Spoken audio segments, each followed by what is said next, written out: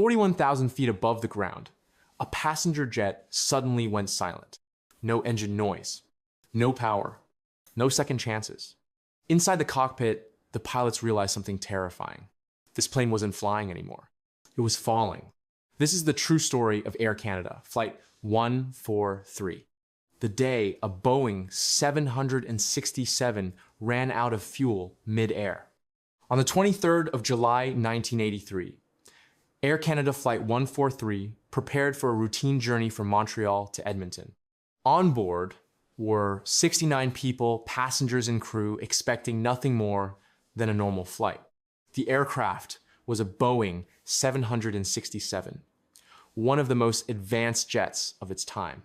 It relied heavily on computers instead of traditional gauges. The captain, Robert Pearson, was experienced and calm. The first officer, Maurice Quintal, was equally professional. Nothing about this flight seemed unusual, but hidden deep in the numbers, a deadly mistake was already waiting. Just months earlier, Canada had switched from the imperial system to the metric system. Fuel was now measured in kilograms, not pounds. But Air Canada's ground crew and pilots made a critical error. They used the wrong conversion. Instead of loading enough fuel for the journey, the plane was filled with less than half of what it actually needed. There were no warning alarms, no flashing red lights. The plane took off, doomed by a simple math mistake. Halfway through the flight, at 41,000 feet, the cockpit heard a warning chime. The left engine failed. The crew assumed it was a mechanical problem and followed standard procedures. Then, just minutes later, the right engine failed too. Suddenly, both engines were dead. The cockpit went eerily quiet.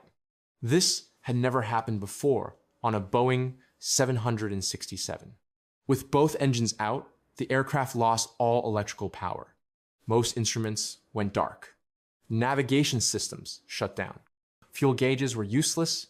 The plane wasn't being pushed forward anymore. It was now a glider. At that altitude, they had only minutes before hitting the ground. Panic could have taken over. But Captain Pearson did something remarkable. He stayed calm. Before becoming a commercial pilot, Robert Pearson had flown gliders. That experience now became the difference between life and death. He quickly calculated their glide range, how far they could travel without engines. Edmonton was too far. But then the first officer remembered something: an abandoned military base in Manitoba. Gimli Air Force Base. It was close enough. They turned the powerless aircraft toward Gimli. But there was one problem.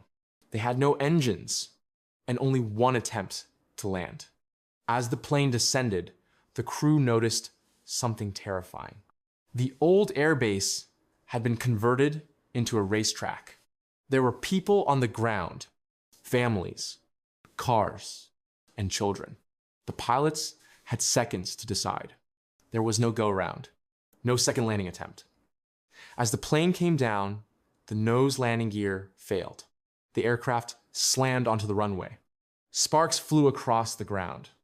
The plane skidded violently until it finally stopped.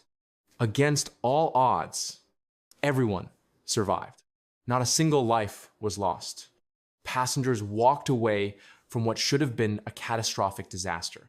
Emergency crews rushed in. The aircraft, unbelievably, was repairable.